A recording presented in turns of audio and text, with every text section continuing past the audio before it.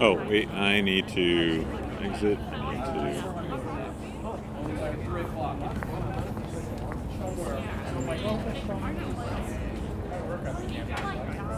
All right, here we go. Good to go? I think so.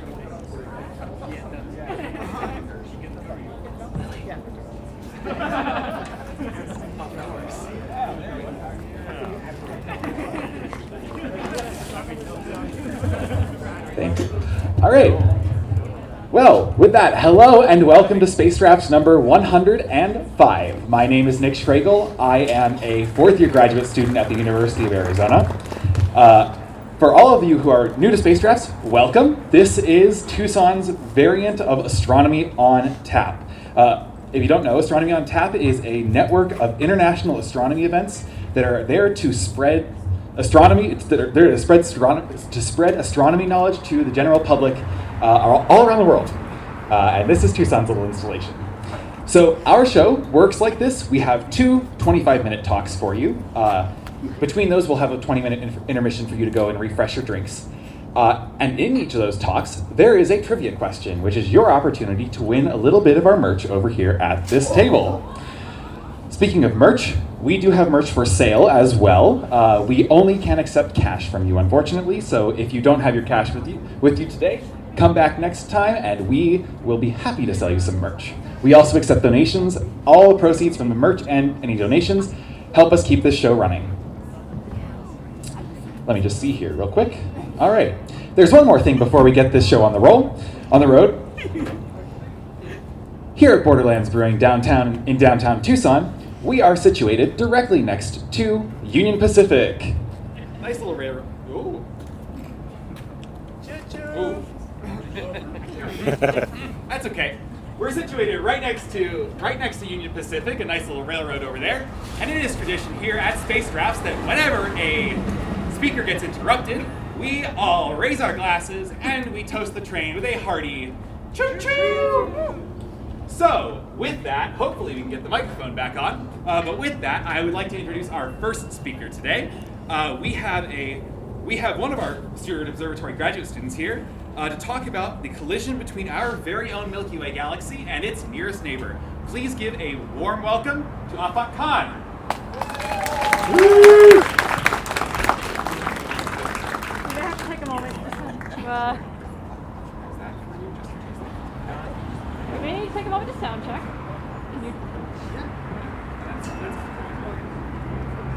We're taking a moment to sound check. Hello. Hello. Hey, we're back. Check. 1, 2, 3. And we are back. Maybe? Nope, we're not back. No. We're so not back.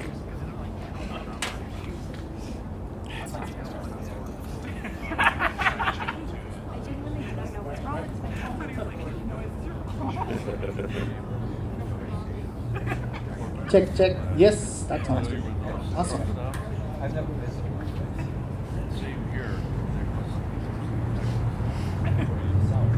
Why galaxies collide?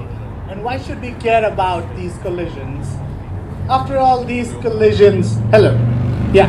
Why galaxies collide and why do we care about these collisions? After all, these are like galaxies that are far away that are hitting each other. Why do we care? And I'm trying to make an argument that we should care. We care, and a lot of us care about trying to understand this collision because it's related to our existence here. So this is a simulation. I did not do this simulation. This is borrowed from the TNG Illustrious group that does these supercomputer simulations of how galaxies form and evolve. And I'm going to walk you through this to show what is happening here is in the early universe. You can see sort of early universe. There is something called the redshift, which is kind of showing you the passage of time towards today. As this goes towards zero, you're closer to the present time.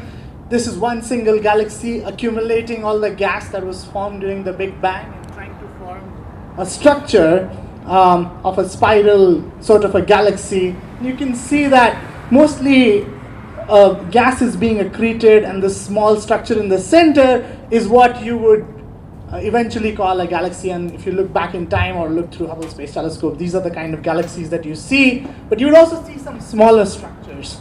And they're not just accumulation of gas, they are actually other galaxies that are falling into this larger galaxy as it grows in size. So galaxy collisions, in the layman's term, or as my astronomer's friend would like me to call mergers, are basically accumulation of different galaxies together as they form larger and larger galaxies. So our Milky Way is a result of such merger. And these mergers bring in gas that brings in material to form more stars that feed the supermassive black holes at the center of the galaxy and create some luminous events called quasars. So this process is fundamental because this process is also bringing in the material that led to eventual formation of our solar system, our planet, you, me, and my puppy. This is a close-up. Now what we're going to see is that not only it's just small lumps of gas, but actually many, many galaxies over time are going to come in together to make this one galaxy. So eventually, my colleague will talk about it a little bit more of the earlier galaxies and how they look like. But the more recent galaxies that are near you, like the Milky Way, like the Andromeda, they have been formed by accumulation of these many galaxies. Mostly you're seeing gas distribution. Over here you're seeing how this would look like if you only looked at the stars. So you can see the galaxy with the stars is looking like a much smaller object than compared to this whole structure of gas. So there is a larger structure of gas that we don't see in the pretty Hubble galaxy pictures. We don't see it in the pretty white light or astronomical images that you see. The galaxy actually is much larger than what your eyes and visible light tells you. And my interest is in looking at the gas and light that we can't see with our eyes. I basically do ultraviolet astronomy. So I build space telescopes that go into orbit and try to uncover the trajectory, the evolution of this gas and compare to simulation like this to kind of improve our understanding. So that's where I come from. I'm trying to look at a lot of this gas and unravel where it is, how it moves, and are we predicting that the movement is compatible with what we are seeing in our simulations. A lot of this gas that you saw in that simulation is sort of unaccounted for. We know it exists, but a lot of it has not been charted or mapped. So these collisions seems to be important in formation of galaxies, formation of us. We have set that baseline, but still, why do we care? Well, we care because one of them is coming to our galaxy really soon, in about 2 billion years. So yeah, just after the tax break, we might be worried about collision of another galaxy with ours. Well, this chart is not that great, but what I tried to show here is this small group is somewhere in the center is Milky Way. There are a bunch of these small dots, and these are all galaxies. And then there is this bigger group over here. That's Andromeda. That's the nearest big galaxy that's comparable to the size of Milky Way. Actually, it's much bigger than Milky Way. And then it has also got these tiny lumps of galaxies around it. So the process that you saw earlier where the gas was coming in and all these galaxies were merging, it's still going on. A lot of these galaxies will eventually merge with either the Milky Way or with Andromeda or collide with each other. So these large cosmic collisions are happening right now. Let's look closer. This is our Milky Way's neighborhood, and there are like so many galaxies over there. And Milky Way is one of our nearest galaxies. There are many other smaller galaxies that are actually closer to us. Some of them will fall into the galaxy. Now, there are several things that can happen when two galaxies collide. If they are kind of similar mass, well, one thing that does not happen. So this is trivia time. One thing in this galaxy collision that does not happen or is very low likelihood to happen. Can somebody guess in this collision? Oh, yes, that's the right answer. So stars actually colliding. So even though these galaxies, each of them have 100 billion to 500 billion to trillion stars, and they're colliding, they have so much empty space in between them that's highly unlikely for a star to collide with another star in these galaxy mergers. So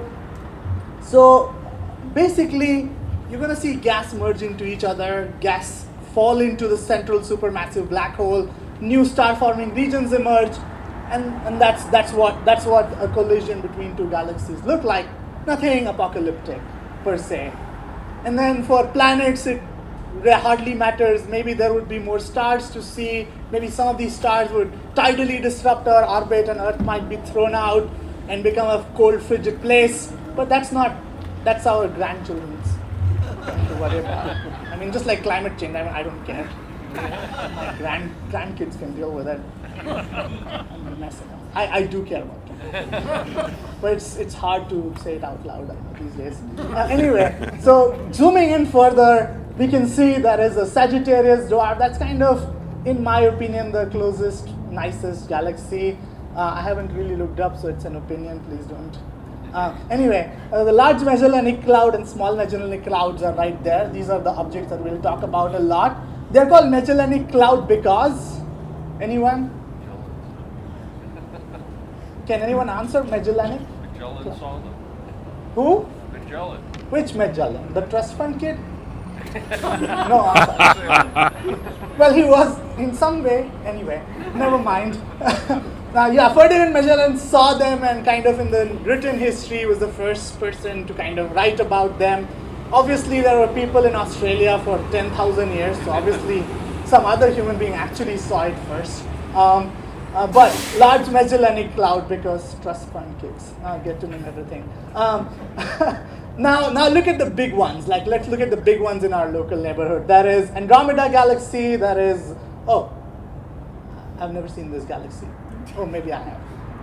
The Triangulum Galaxy, the Large Magellanic Cloud, and then you go down. So the Large Magellanic Cloud that is of interest in this talk is is 1/4 the size of the Milky Way, and it's quite nearby and is actually in the process of colliding with us.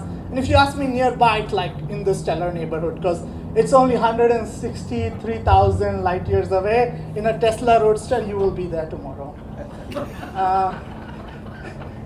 So roughly 1/4 the mass of the Milky Way, and it will collide with us in 2 to 3 billion years. And unlike the asteroid collisions that keep saying that, asteroid will collide with us, this is definitive. It's going to hit the Milky Way. More substantially than an asteroid hitting Earth. As far as I know. Yesterday they were talking in the back rooms and I heard that something's going to happen, but they don't believe that person and he's yelling. Anyway, never mind. No asteroid is hitting Earth in my knowledge until yesterday. So it's a complicated system because although I said this collision is going to happen in 2 to 3 billion years, technically it's happening right now, and that's because although the stellar disk of the Milky Way is still not hitting the stellar disk of the Large Magellanic Cloud, their outer environments called the halos are actually already in the process of collision. That's where I come in. I get interested because I'm interested in understanding this gas around the galaxy. And I'll talk a little bit more about the halos in a bit. But already this thing has perturbed this Large Magellanic Cloud and the Small Magellanic Cloud and created this large stream of clouds that you can potentially see, but mostly with sophisticated telescope, people have mapped this gas. This is the Milky Way galactic plane. If you were in the southern hemisphere, I could just point in the sky, but if you're in the northern hemisphere, we don't get to see this cool Magellanic stream in our sky. How does this collision look like? This is not a scientific plot, this is an artistic rendering, but it's trying to show these nearby galaxies actually orbit so close to the Milky Way that actually some of them are going through the galaxy's disk. LMC is slightly further away, but the gas and the stars around it are already being perturbed by the tidal disruption from the Milky Way. And this is the part of the stars that you would see if you went out there and looked at in the sky in the southern hemisphere. If you had a dark enough sky, you would see this disk. If you had a nice telescope, you would see something which is even more comparable to that stellar disk. What you would not see is this artistic rendition of this gas in front. And can somebody guess what's going on over here? Why does this thing look like this shape? Any guesses? No, it's not, but nice try. Anybody else? Yes. Yeah, bow shock. You're an astronomer. That you don't get a prize. Anyway, so this is a bow shock. This is like this gas is entering the big cloud of gas in which around the Milky Way that already exists called the called the galactic halo. And this is the gas from the LMC that is getting shocked by entering into this surrounding gas, the Milky Way. And this is another artistic rendition that shows how that happens over time. So as the LMC over here comes closer and closer to the Milky Way, this shock is lighting up this gas and heating it up, because this is like a gas-to-gas collision, and it's also creating this tail. And this is one of the theories that says that, okay, this is how you create this Magellanic stream that I showed you earlier. So how and why?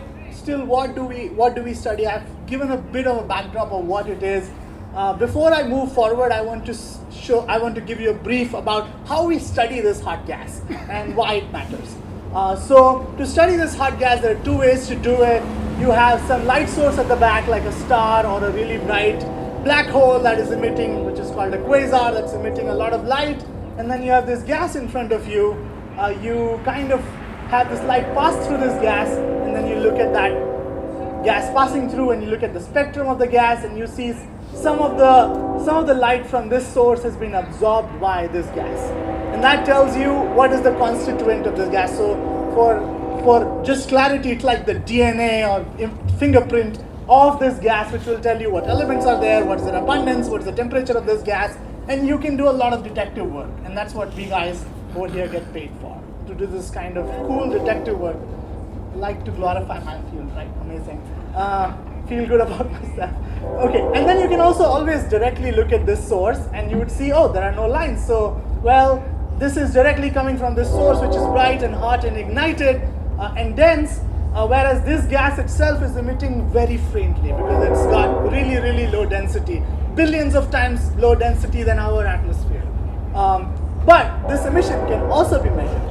It's extremely challenging to do it, and that's why I was saying that the gas that I've been talking about has not been charted.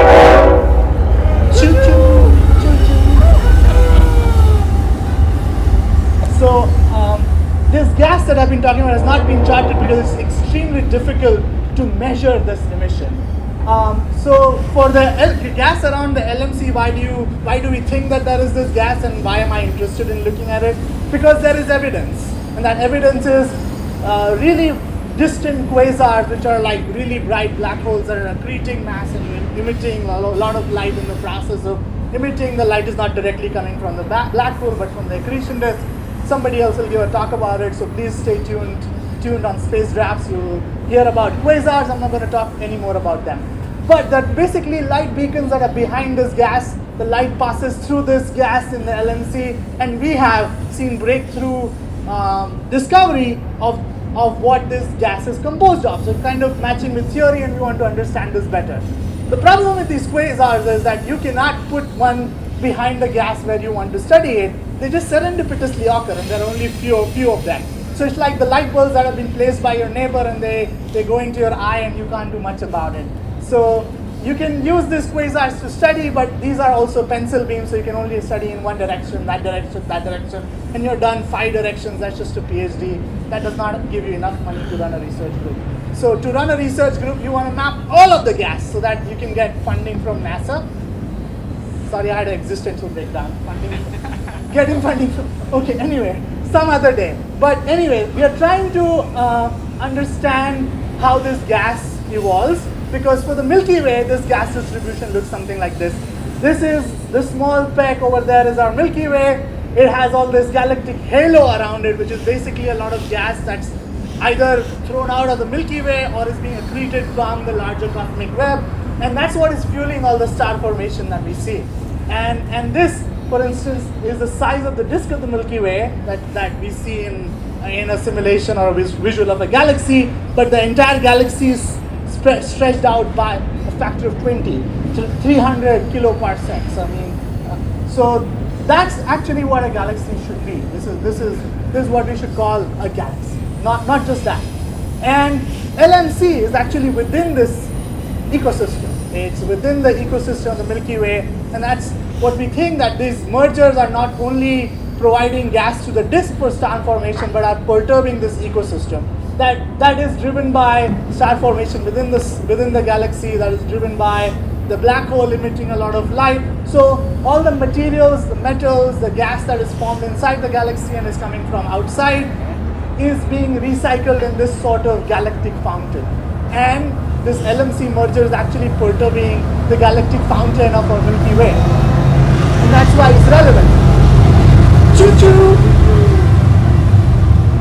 So, I'm not going to go into this. This one is a technical slide, but for people who are really interested, you can probe a lot of pressures, different pressure and densities of the gas by looking at different atoms in different ionization states. So you could have an oxygen in this gas, but be highly ionized depending on the temperature of the gas.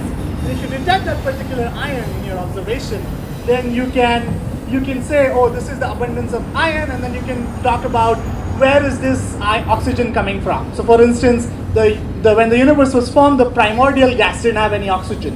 And if you see oxygen in the vicinity of a galaxy, then you can say, oh, it must have been either some other galaxy that merged with this galaxy, left this oxygen out there, or the galaxy had an eruptive period where this oxygen was thrown out of the disk and into the periphery ecosystem. And so a lot of this has to be studied from space, at least for the nearby galaxies like the LMC, like the Milky Way or the Andromeda, because a lot of these ions emit in wavelengths that are in the ultraviolet. And as you know, the atmosphere of the Earth does not transmit any ultraviolet light. So that's where I come in. I'm like, okay, cool, can make fancy space telescopes, so I'm going to make one to study the ultraviolet emission. And that's what we do.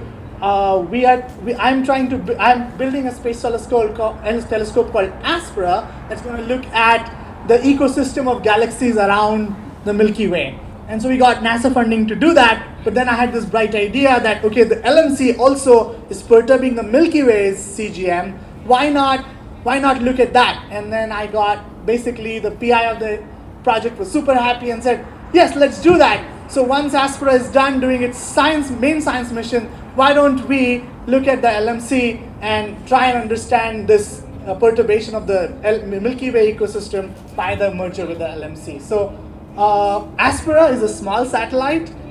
For those who are not familiar with the masses of satellite, they can go from mass of a rhino to mass of a duck. The duck mass satellites are basically called nanosats or CubeSats. The large satellites are rhino-sized ones, are like in orbit transmitting data. Hubble Space Telescope is probably bigger than a rhino. Hubble's 2 rhinos, and JWST is many, many rhinos. If you try to weigh it in the amount of money we spent on it. Absolutely brilliant telescope. My favorite currently. My favorite infrared telescope currently in space. Medium-sized satellites are about the size of a buffalo. A microsat is where Aspera sits, about 10 to 100 kilograms. And the advantage of this is you don't have to wait for somebody to build the next JWST to do it. JWST works in the infrared. For me as an ultraviolet astronomer, I can't do much with JWST. So I need to build an ultraviolet telescope, and then if I go for the traditional route of building a JWST-like instrument, I'll probably retire and my grandchildren will be working on it. So the idea is to build smaller satellite, use the agile platform, build smaller experiments, but be able to do some path-breaking science. That's where Aspera comes in. It's a NASA-funded mission that will look at more of the galaxy ecosystem to the nearby galaxies. But as I said, the fun story is that they have promised that I can steal the keys to the telescope at some point and be able to do this LMC science and try to understand the emission from this LMC gas, how it's distributed, how it's perturbing the Milky Way, and what is the future of this collision. This is mostly talking about how the targets of Aspera would look like. So Aspera would look at galaxies that are like this cigar shape. So imagine Milky Way, which is like a circular disk, but side on. So we're looking at the side edge of the frisbee so that we can see all this ecosystem gas from above and below the disk and avoid all the contamination that comes directly from the stars. And Aspera will try to map this gas for the first time in the ultraviolet, and we are using oxygen 6, which is an ionization state of oxygen, as the proxy to trace how this gas is distributed. Again, as I can get to steal the keys, what I propose to do is put a lot of these observation slit lines. Aspera is a spectrograph, so you only observe a sliver of the gas at one time, and disperse its light into a spectra and then look at the emission signature like we looked at that slide and see what the density and distribution of the gas is. Putting these slit lines at different locations, trying to map the distribution of the gas would be the first step in trying to map this entire collision. I also want to build a bigger space telescope that can not only fill these small patchwork of gaps, but map the entire region and create, like for the first time, a map of emission from the halo of a galaxy ever. So nobody has mapped this kind of made this kind of map specifically in case of a galaxy-to-galaxy collision. So LMC and Milky Way provide us with an nearby experiment to understand galaxy collisions. As you saw, these collisions play a vital role in formation and evolution of galaxies. So this will also make a small contribution into our understanding of how galaxies form and evolve over cosmic time. The objective is to explore the morphology, the distribution, and the temperature of this gas and see how it interplays with us. You would ask what is happening with Aspera. This is from today morning. This is Aspera being built in a clean room at the University of Arizona because the PI is Professor Carlos Fergus, who is one of my advisors. And we are building this in a clean room at university, so proud of Wildcats. And that is me staring at the instrument because I'm chained to it till it's finished. I cannot graduate. Fun times. We launch in 2026, and hopefully after the primary science objective is done, which is expected to be 6 to 8 months, I would get the keys and we would do some observations of the LMC. And now I want to also clarify that when I say it's a giant team of people who are building this instrument and scientists who are doing some groundbreaking work here at Steward Observatory, who are part of the Aspera collaboration, who are part of Steward Observatory, who are helping us. Himansh is right here, who's one of my collaborators, who actually does more work on the LMC than I do. I love building instruments and solving some interesting science problems. This is a rendition of Aspera. This is how it would look like in space. We're not planning to take that picture, it's very expensive, but that's it. Questions? Thank you. Yes? How does the distribution of dark matter change in one of these collisions? Excellent. So there is, Repeat the question. the question is, how does the distribution of dark matter change due to this collision? And that's an excellent question because actually a lot of seminal work done at the University of Arizona was about a senior of mine, Nico Gravitas. His PhD was all about the dark matter halo of LMC. How does it interact with the Milky Way? And he showed that, yes, there would not only be a local interaction between the dark matter of Milky Way and LMC, but there would be a global impact on the distribution of dark matter in the galaxy. Although it's very hard to detect that with the current technology, but there are detectable impact to the distribution of dark matter, like it would create bipolarity of distribution. So closer to you would have a higher distribution, and then there would be a density perturbation on the other side. I would refer you to Himansh if you want to ask more about that question. He's more familiar with the field. And I can also talk a little bit more. But yes, there is a noticeable difference. It's hard to detect. So my experiment would not be able to map that. But yes, dark matter distribution does get affected. Any other questions? Yes, back. Large Magellanic Cloud. It's just a name. It's a name of a galaxy like Milky Way.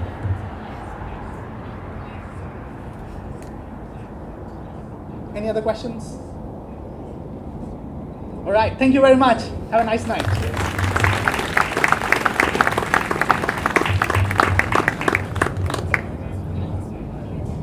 All right, thank you, Aafaque. So it is now intermission time. You have 20 minutes to go and refresh your drinks. Don't forget to tip your bartender. If you would like to come over here and visit us at our merch table, we have things for you to buy. Also, our 2 trivia winners, please come and claim your prizes. Yeah, that'll do it. It is right now 8 o'clock, so we'll be back here at 8:20. Don't forget to tip your bartenders. We'll see you at 8:20.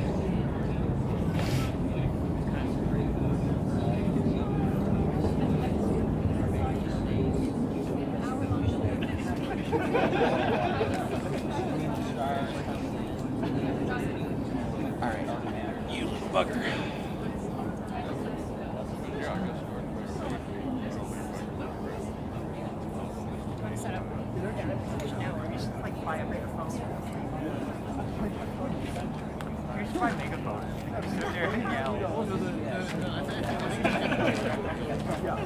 like, assuming the cables are really old, really effed up, they're way to look at it.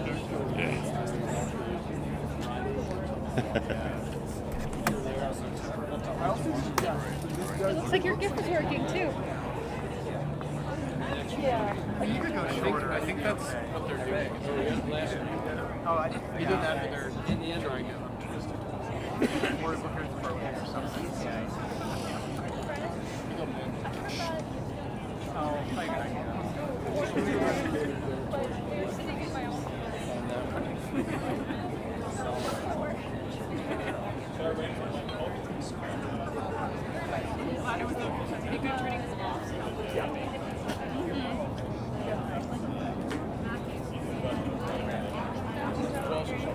That's hard. Found that at one time. I'm not sure where.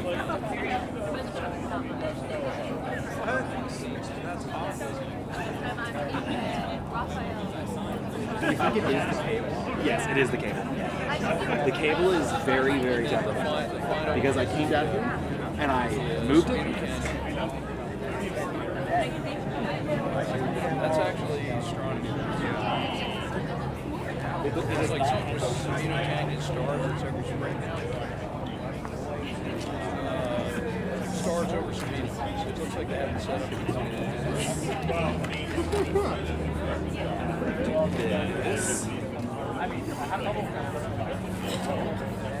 as far as I know, they haven't set up.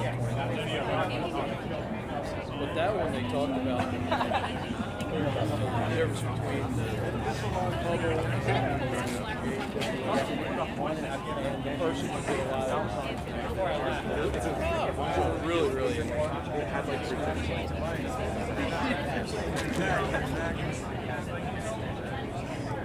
but yes, it's astronomy.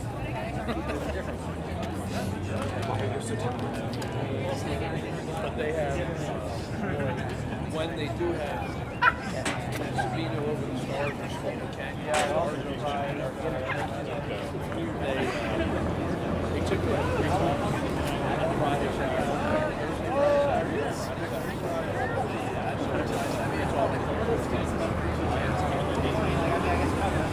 It's advertised here, it's advertised here. It's pretty good. Like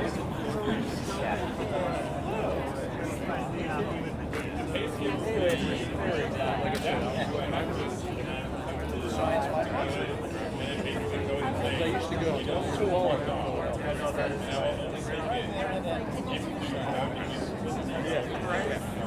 Well, they have the astronomy so that, but the science was basically grad students, any STEM, and it was basically them presenting science. Yes. So on. Like nanotechnology, like nanofilms. Yeah. Pretty much every imaginable topic you think of. A different topic. Philadelphia was pretty good because they had like 6 or 8 universities. So all the good years. They never really had a problem.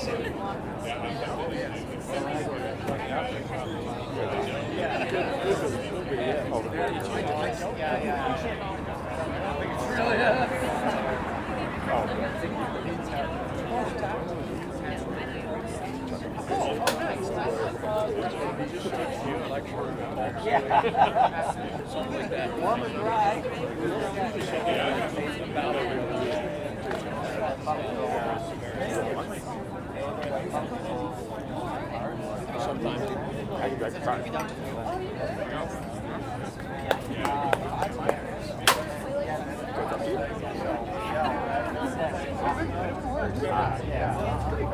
Yeah, I don't know. I don't know.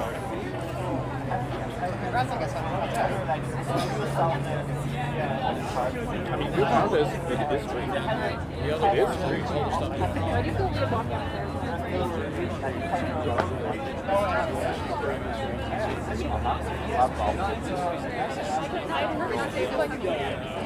Get you out of the house.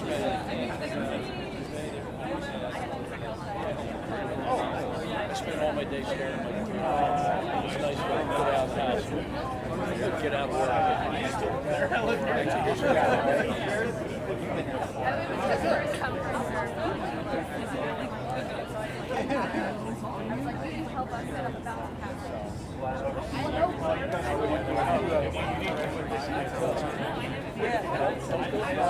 So that's why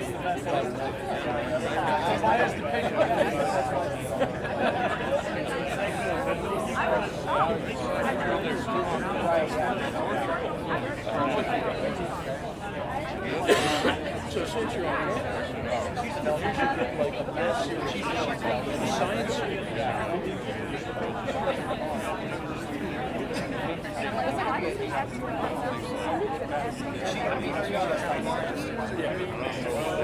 Well, I mean, we can hear a lot of all I'm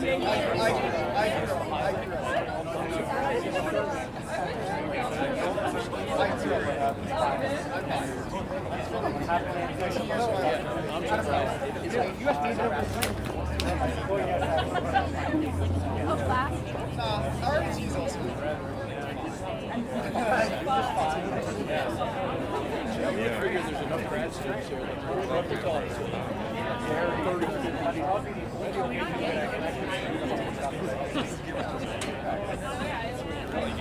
You offer free beer.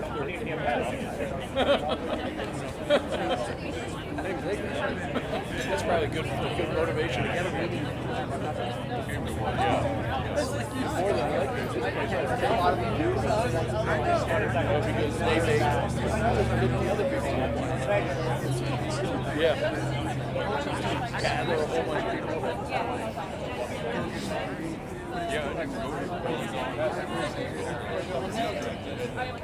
Yeah. You got nothing to do.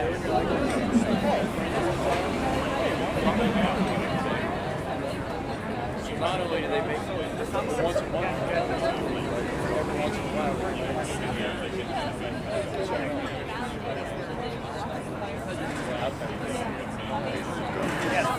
Yes,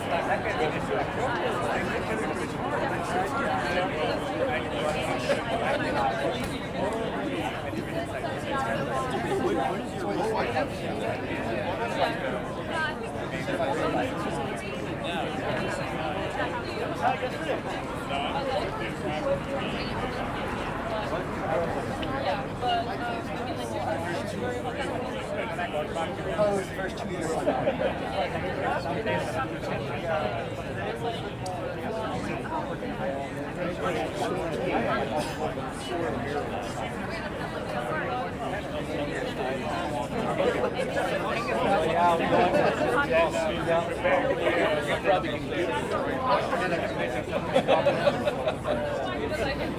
And then also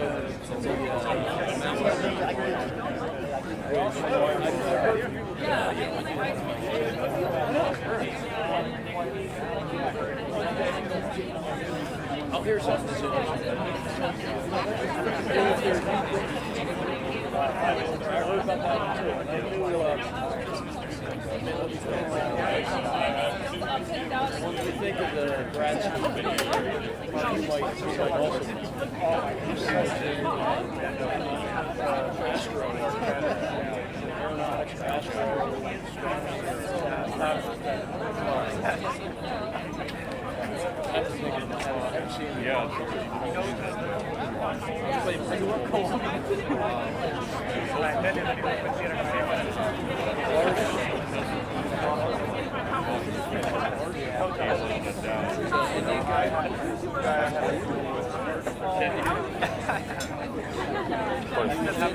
I think it was in the astronomy.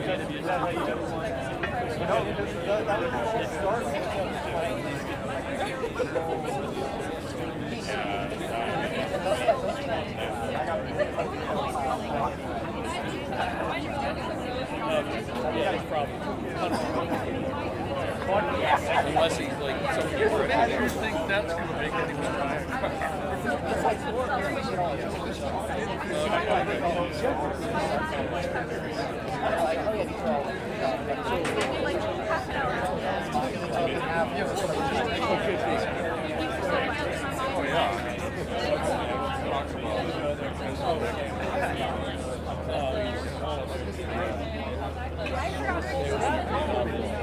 did the one that was the middle of the day when we were out.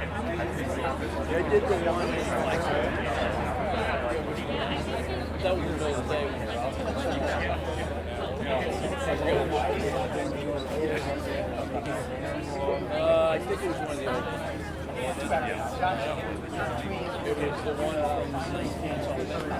that they were they told us all about it. But no, it's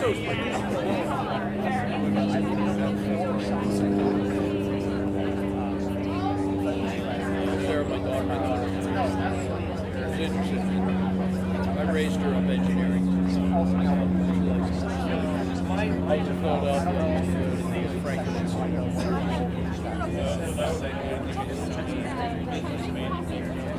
Right.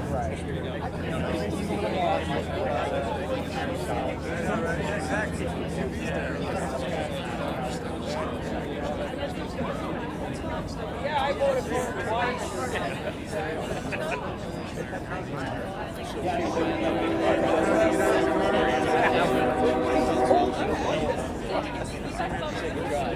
Well, I was free then too.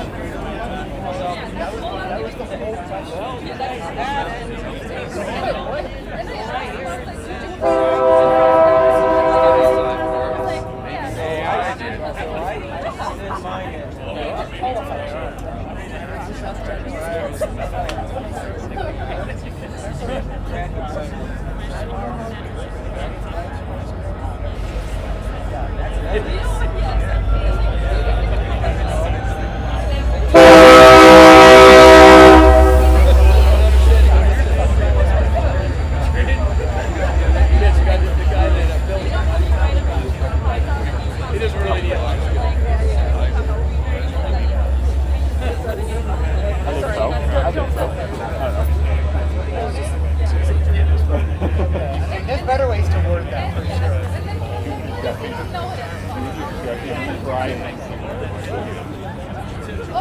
Anyway, yeah, we're the other three.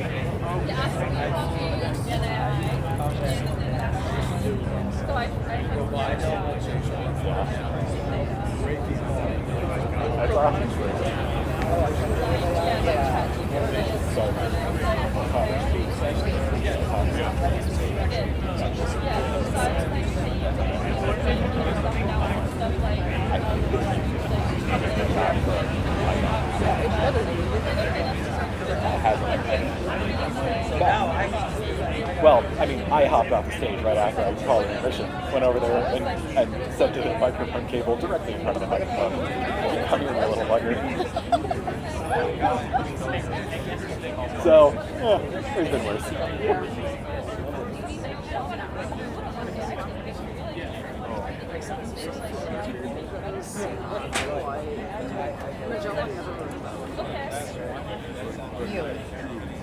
Someone just like was like, or at least the way I heard it, it was like someone just was like, Girl? yeah, it was just like, oh, like he traveled around there. It was just like,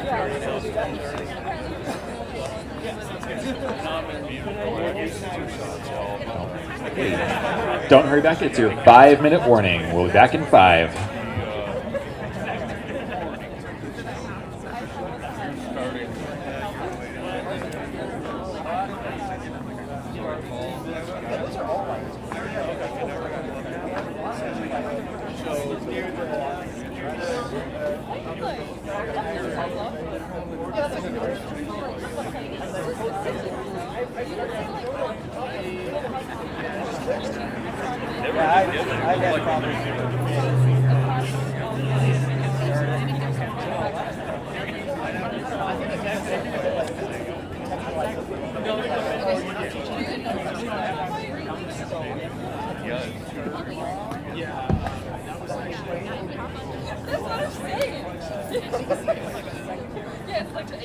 Yes, yes. So I mean, I guess there's like a point like that they don't know science I guess maybe a good example. I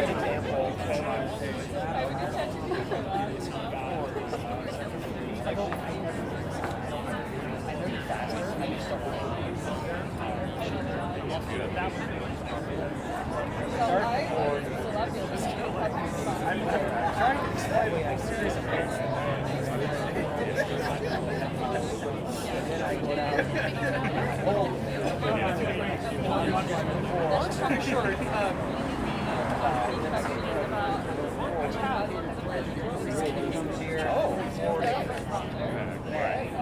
don't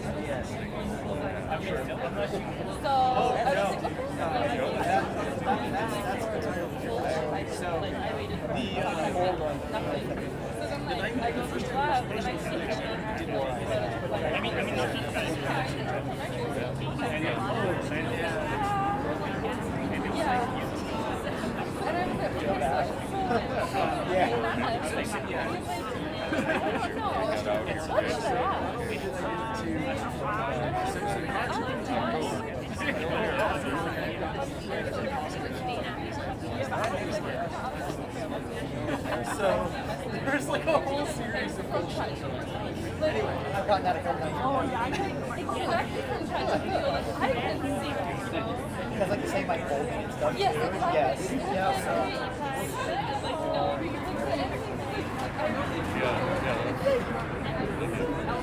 No, when we were doing QE stuff earlier, I was talking about like what the process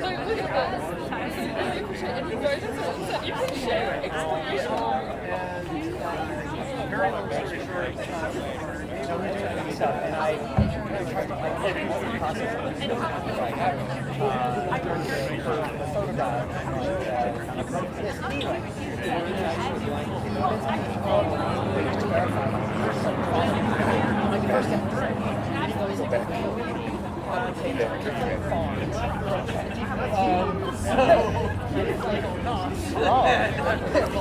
Good to go? Good to go? Yeah, I unmuted. We just need that on, and I can full screen it again. Sorry, you were asking. All right.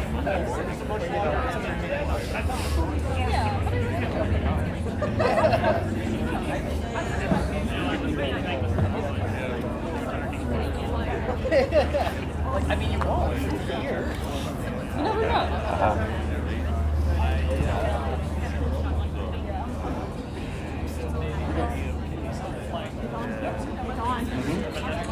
All right, welcome back. Hope you got a little chance to refresh your drinks.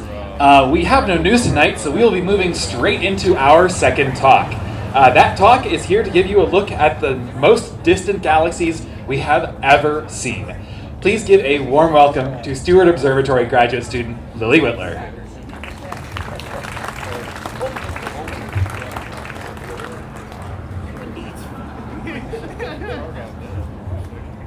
Thank you so much for joining us here tonight. I'm very excited to finally be giving a Space Drafts talk after something like 3 or 4 years of organizing.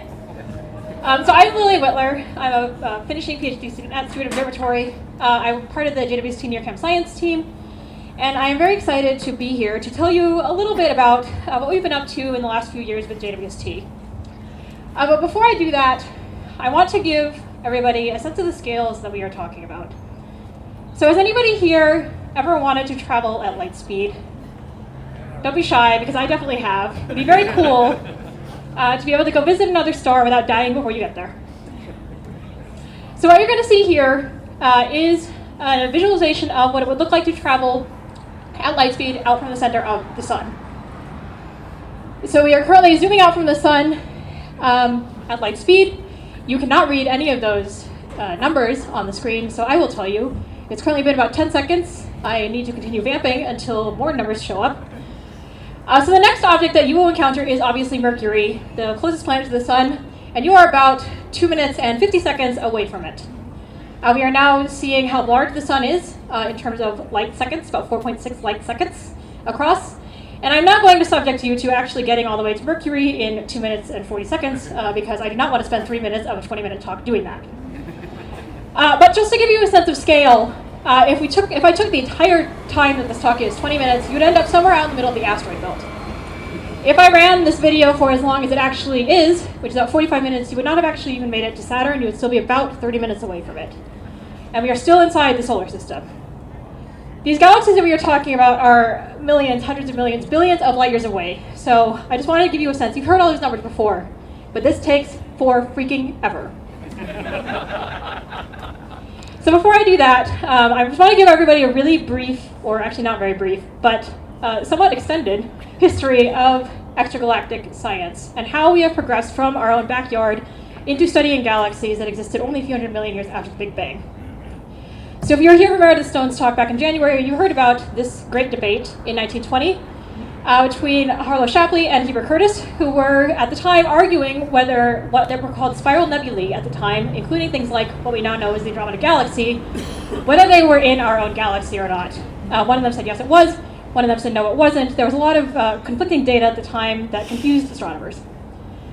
It was not until 1924 that Edwin Hubble took data of Cepheid variable stars in the Andromeda Galaxy that we figured out that these are actually extragalactic sources. They're not in our own backyard. So Cepheid variable stars have a very well-known period luminosity relationship. So if you know how fast they are pulsating, you know how bright they are intrinsically. You also know how bright you observe them, so you can map that to a distance. And what that told them was that Andromeda was far, far, far, far too away to be in the Milky Way. So lo and behold, galaxy. And this is the very famous VAR plate that Edwin Hubble took at the Mount Wilson 100-inch telescope, basically showing that this was a variable source, not nova.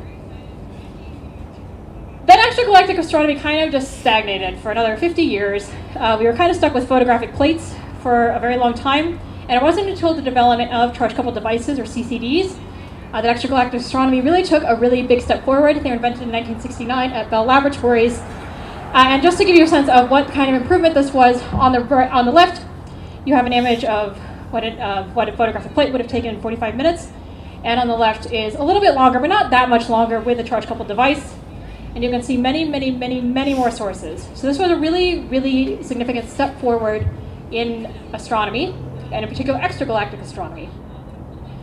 While I was doing research for this talk, I did figure out that one of the earliest astronomical images that was ever taken on a CCD was actually at Mount Bigelow in 1976 by these two astronomers. It was of Uranus in the, it doesn't really matter, 890 micron methane band of Uranus. But interestingly, we have a very long history of doing groundbreaking, cutting-edge science right here in Tucson. 1988, another 10-ish years or so, I want to give you a sense of exactly how far back we knew, exactly how far the earliest galaxy was that we knew. It was this really attractive phone number, really, called 3C454.1. It had this really blobby image taken by CCD in 1988. And this galaxy existed 10 billion years ago, which is about 4 billion years after the Big Bang. For those of you who care about redshifts, they're about redshift of 1.8.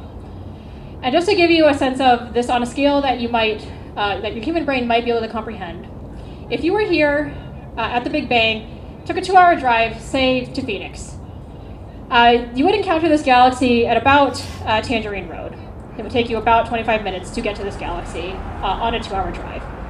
So you're maybe like, it's a far distance, but not incomprehensibly. 1996, another jump of about 10 years, we sent the very first, I actually don't know if it was the very first, I should have checked that. We sent the Hubble Space Telescope to space. This is the very first Hubble Deep Field, which was taken in the constellation of Ursa Major in the Northern Hemisphere. This was about 10 days of exposure with the Hubble Space Telescope's Wide Field Planetary Camera 2. This was a fantastic leap forward in extragalactic astronomy.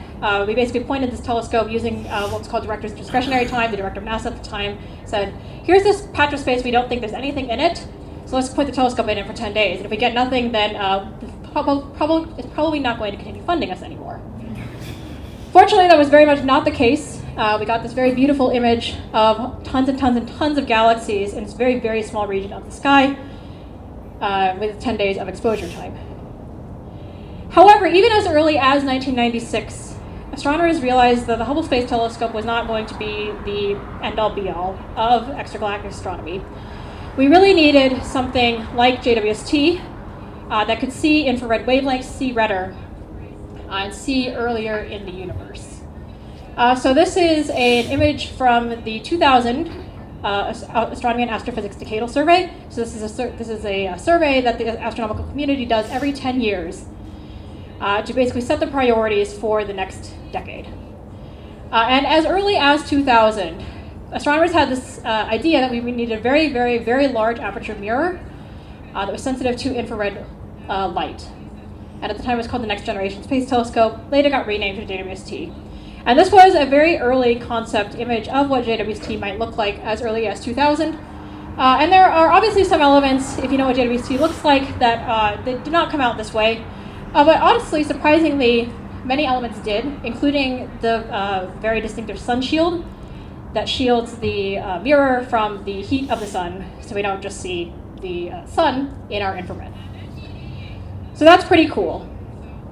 And JWST has been really what has enabled us now, 20 years later, to start probing the early universe. So what you're looking at here is an artist's conception of the timeline of the universe. On the left, you have the Big Bang, and the cosmic microwave background is really what you're looking at here. And on the right, you have the universe as we know it today. So on the left, the cosmic microwave background, you have density fluctuations on the order of 1 in 100,000. Not very much going on in the early universe. Obviously, that is very much not the universe we have today. We are here. We are very, very overdense. The galaxies here, the solar systems here, stars are here. There's a lot going on in the universe, and somehow we had to get from point A to point B, from the cosmic microwave background to the universe as we know it today. And that is a time that we call cosmic dawn, when the first galaxies emerged, and the epoch of reionization, which is when these first galaxies really transformed the way the universe looked. We have a reasonably good, high-level theoretical understanding of how we think the epoch of reionization progressed. So this is going to be a video. We're going to be flying through the universe in the first billion years. So we have these dark clouds of neutral gas, and as you progress, you start to see heated ionized gas in blue, and all these little pinpricks of light that you probably can't see very well because this projector is kind of awful are galaxies. So the idea is that we have galaxies emitting very energetic light that are ionizing the hydrogen in the intergalactic medium, and eventually we are now down to, this is about 1 billion years after the Big Bang, we think, where the universe has completed this phase transition from neutral hydrogen to ionized hydrogen powered by galaxies. So we need to be able to find these galaxies, and I just want to really quickly walk through how we do this. It's a method that we call the Lyman break technique. After this very distinctive feature here, oh no, train. This very distinctive feature here that kind of looks like we're falling off of a cliff. So this is a kind of prototypical galaxy spectrum that you might see from the ultraviolet to the optical, and then this very distinctive Lyman break that we can see in our images. What this might have looked like in HST is that we had these 3 imaging filters out at between 1 and 1.5 microns. And what you will see as the universe expands, as these galaxies get further away from us, these things start to redshift towards longer wavelengths, and you can see,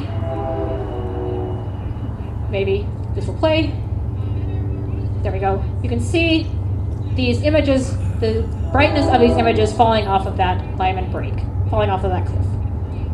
Unfortunately, by the time you got out to redshift 10, which was early, but not as early as we would like to go, you started to get to only having 1 detection in 1 filter. I think I could probably talk through this train. Maybe not. Choo-choo!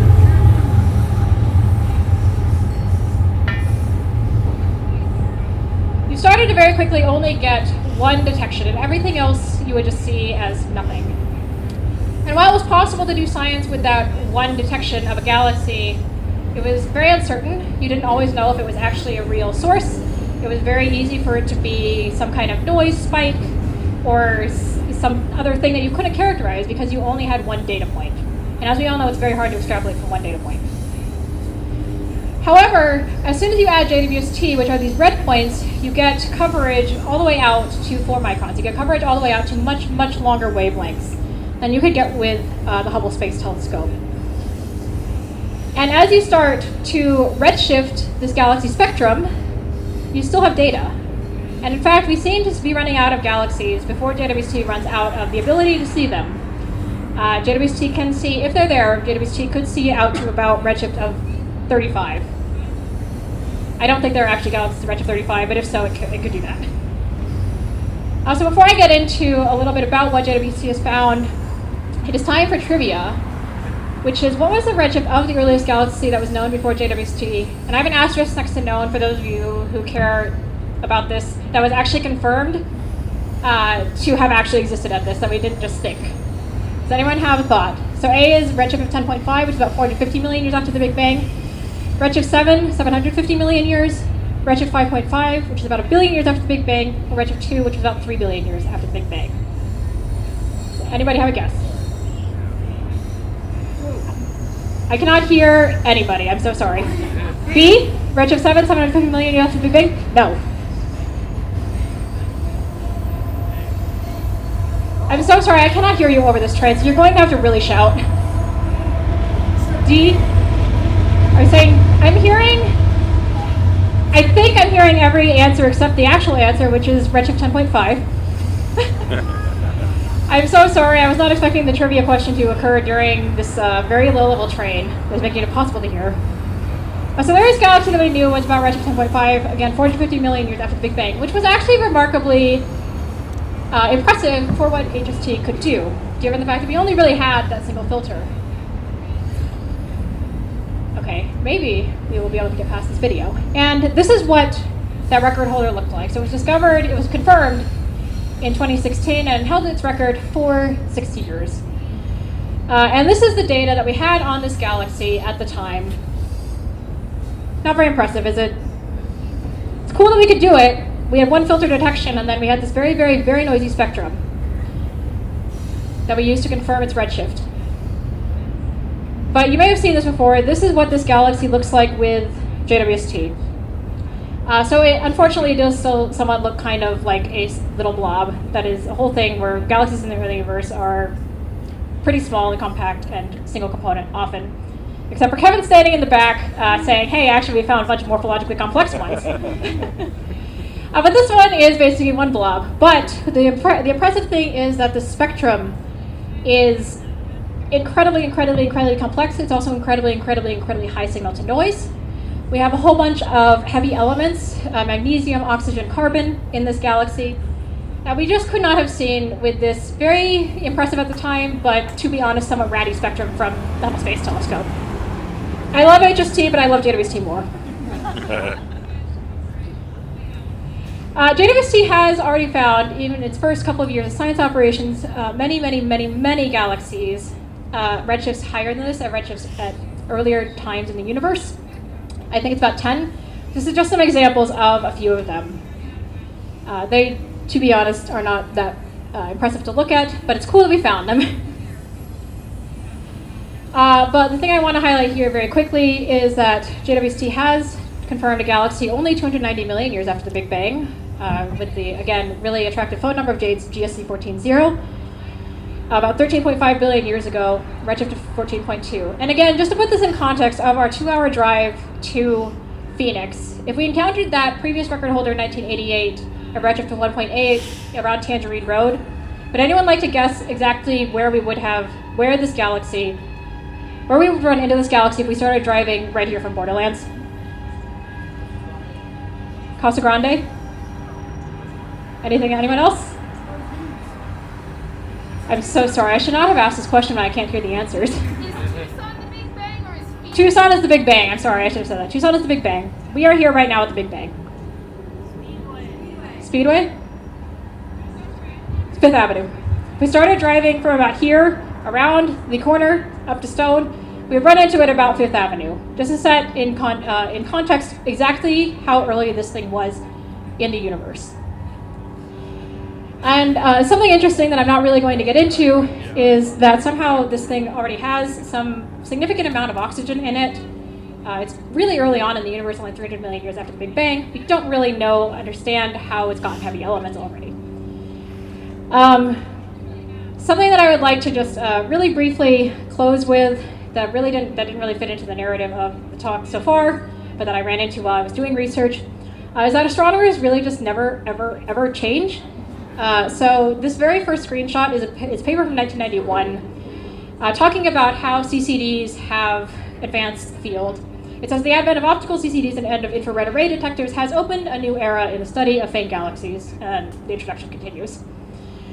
Just 2 years ago in 2023, during the flurry of JWST papers, this paper says, in just a few months, JWST has started to transform our understanding of the epoch of cosmic dawn, when the first sources of light likely started reionizing the intergalactic medium. Astronomers tend to be very grandiose. We also like to start all of our paper introductions in the exact same way, apparently. Doesn't matter if you're writing it in 1990 or today. I'd also like to very briefly highlight a program that has been led out of Steward Observatory called the JWST Advanced Deep Extragalactic Survey. More than a month of JWST's observing time. So it's very deep imaging. We can see very faint galaxies. And we've done a lot of work over the past few years, the collaboration has, to make this very accessible to the public. You've seen images of the Hubble Deep Field, but I would really highly recommend that you check out this QR code, because we have an interactive viewer that we've put a lot of work into, and you can pan around and zoom into the galaxies and see all the information that we know about them. And I have personally spent far too much time just kind of looking around, not doing my own science. I should be writing a dissertation, I'm not. But I would really highly encourage you to go check it out. And if this QR code is not working, you are welcome to come up to us after the show and get the link then. So I just want to leave you with this question before I go. So we saw in 1988 the redshift frontier was about redshift 1.8, about 10 billion years ago. Currently it is at redshift 14.2, which is basically at the Big Bang. It's like 13.5 billion years ago. We are not done with JWST. It has quite a lot of mission time. Arianespace did a really great job launching this thing, so it's much longer than its 5-year nominal mission lifetime. So I just want to leave you with this thought of what do you think the highest redshift is that JWST will discover, keeping in mind that eventually we will run out of galaxies, and that JWST can see out to about redshift of 35 if they're there. So I just wanted to give you, again, leave you with a little brief summary of how it started in the 1920s with this photographic plate of Andromeda. And now we have JADE's GSC 14.0. And JWST has been this fantastic instrument. It's been a real pleasure and joy and privilege to work with. It's been, the early universe seems to be unexpectedly vibrant, which is great. It means I still have a job. And it's opened a lot of new questions for us, including why on Earth is there oxygen in this very early galaxy? But we also have many more years of JWST to look forward to. And that's all I have for you. Thank you, and I'll take questions.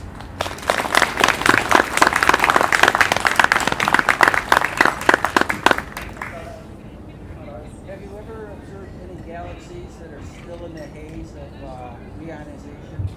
So the question is if we can ever observe galaxies that are still in the haze of reionization. And the answer is, this is going to be a bit of a cop-out.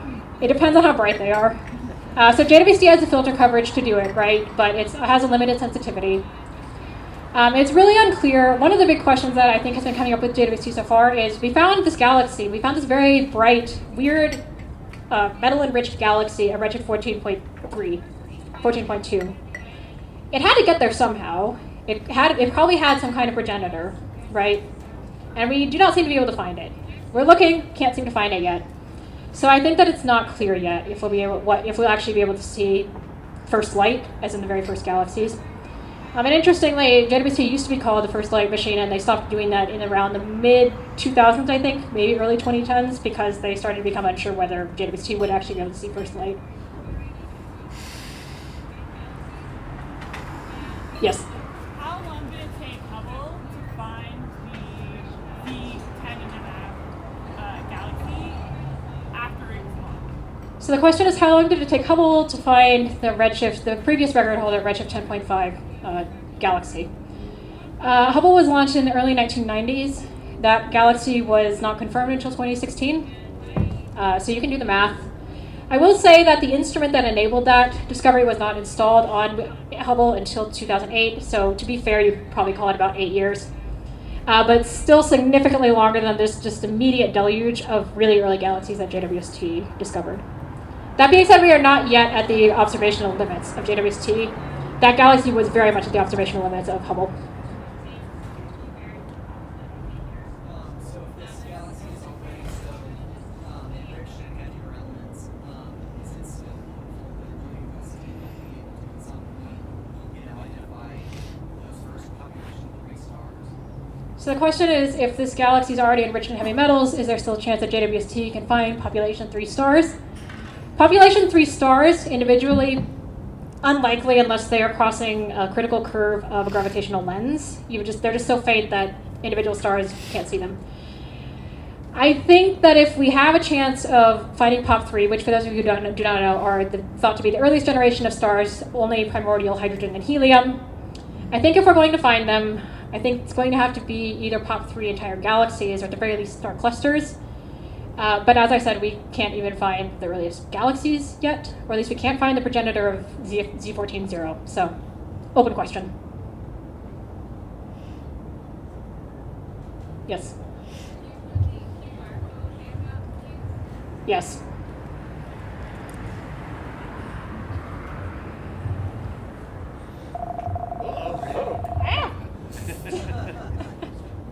Wasn't me. Well, that works, I guess. I think that seems to be all the questions. So I will thank you again for your time and hand it back over to Nick.